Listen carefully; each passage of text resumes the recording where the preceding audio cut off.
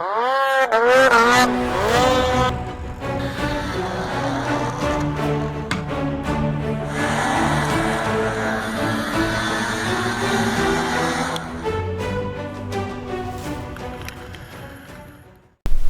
a 2012 Polaris Pro I'm working on. I got it with a blown engine, and the guy kept the engine for spare parts for his other sleds.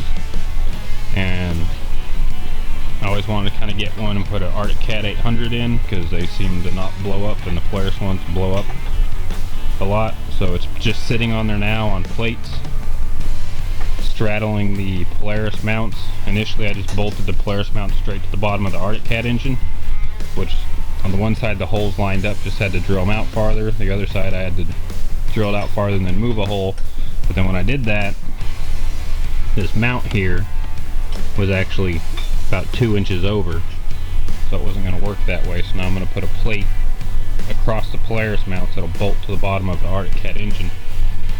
And it's with it roughly in the location.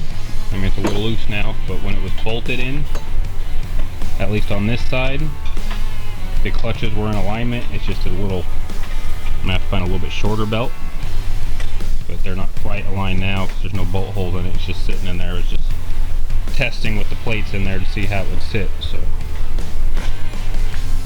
we'll get the engine out and kind of show you what we got going on here.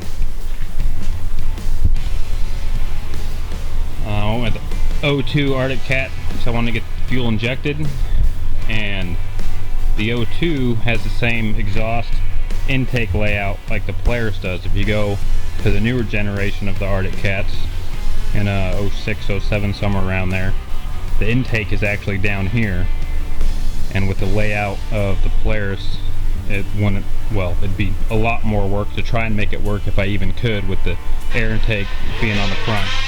Put new A-arms on the front. A common problem with the Polaris is this arm is just glued in here with, some of them have little roll pins there. So I just went ahead and put new ones in. The new ones are all steel. They don't have this aluminum to steel, so it's all welded together there and won't have that problem. For the engine mount, you can see these right here are the original Polaris engine mounts. And these holes would be where they'd be on the Arctic Cat for bolting to the bottom. And with the Arctic Cat bolted into those before, the alignment was good for the clutches. It's just one part of the engine on the Arctic Cat was hitting here, and then, well, they didn't line up over here. So I took some aluminum and 1/4-inch plate and cut it out. One, to act as a spacer to get it off of here, and two, so I could bolt it to the Arctic Cat and then just bolt it right to the Polaris mounts. Then along with that, I actually needed a little more height to get everything to clear properly, because it wasn't hitting this as much anymore. I could actually get that bolt in, whereas I couldn't before, but it was still slightly touching. So I went ahead and cut another 1/4-inch pieces of aluminum out to space it up a little more.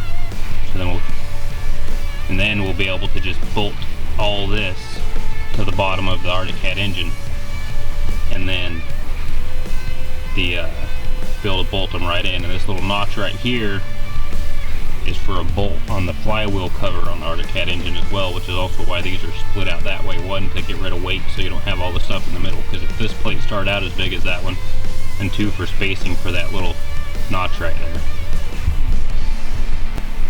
This plate all bolted to the bottom of the engine. You can see that little ear I was talking about that was in the way. Why that had to be opened up and sat on there. Now there's plenty of clearance in there. And then this is the Polaris factory engine mount right there on top of the plates.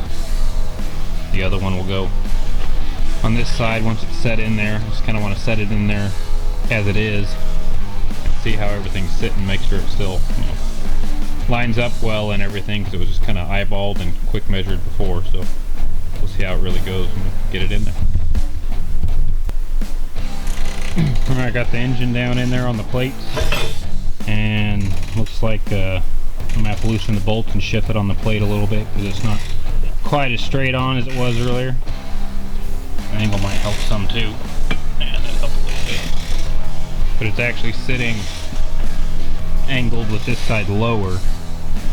So the inside mount must be a little lower. So I'm gonna have to take and put a plate down there between the one under the engine and the actual engine mount that goes with the chassis to level it out.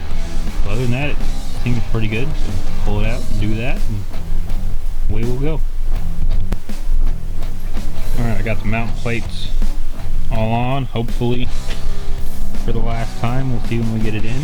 So I'll bolt it up, and then you can see the extra spacer I had to put in over here. So hopefully it'll sit level now, and then I was able to loosen the bolts.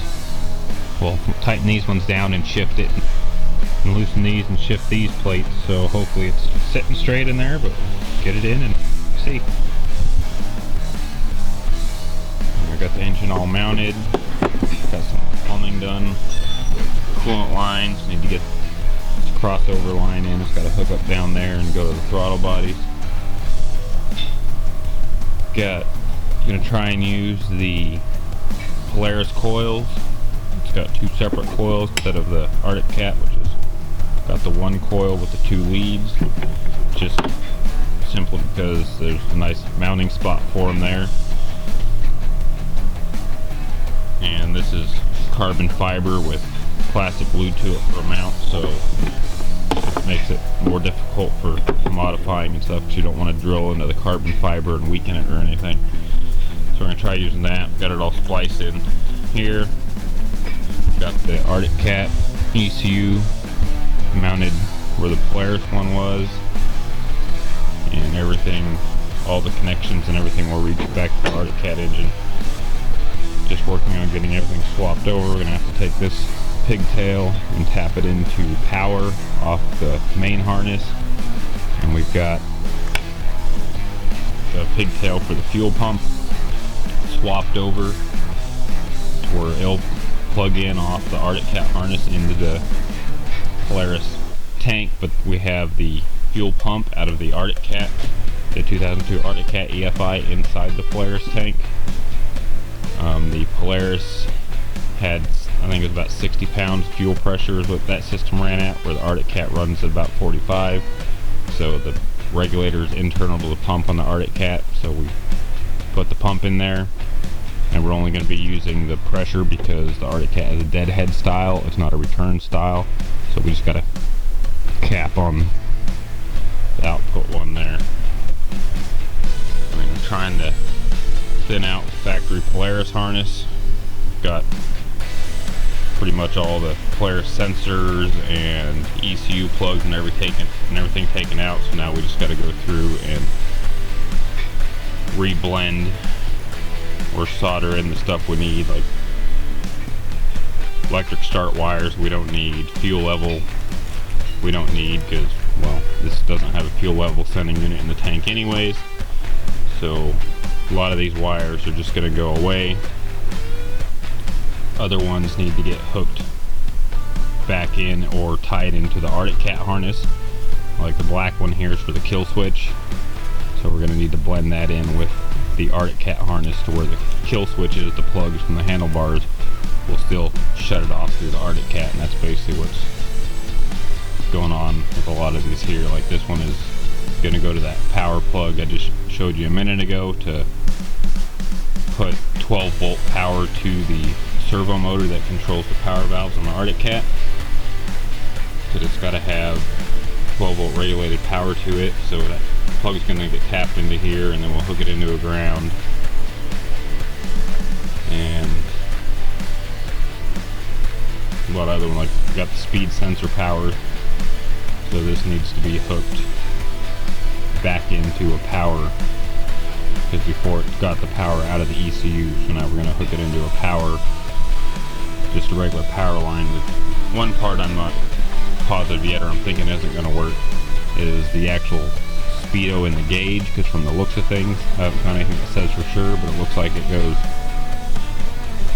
into, well, this was power out of the ECU to the speed sensor. and then this one was coming out of the speed sensor into the ECU, so this was the actual signal from the sensor. And then it just there's wires that go from the ECU up to the dash and gauge panel, but none of them say, hey, this is your wire for your speed. So I'm thinking, because it's a Hall effect sensor, the computer's probably got to process it and then send it out to the computer or the dash with the signal it can read, or it could be a serial bus style, because like I said, there's just a bunch of them that say gauge, gauge, gauge, and when you look through the wiring schematics, but none of them say what they do with the gauge. So we're gonna have to do a little playing around with that. We'll wait to hook this one up for sure until we can test and play around, see what we can figure out. And I don't know, speedo just might not work, tack might not work. I don't know, I'm just trying to use the original Polaris gauge cluster so that when it's all put together from outward appearances, you can't tell that it's not a Polaris engine. Got to modify our exhaust Y pipe. See, it comes pretty much right into the bulkhead there. It needs to be tipped up some. Had the pipe in here earlier and they really come together at an angle, so I got to look into that, and I'm either going to take the Arctic Cat one and just do some pie cuts and bring it up, or I'm going to check it against the Polaris one and see about if it's set at the angle from back at the mounting point. I'll see about cutting them both off back at the mounting flange and then just welding the Polaris one to this flange.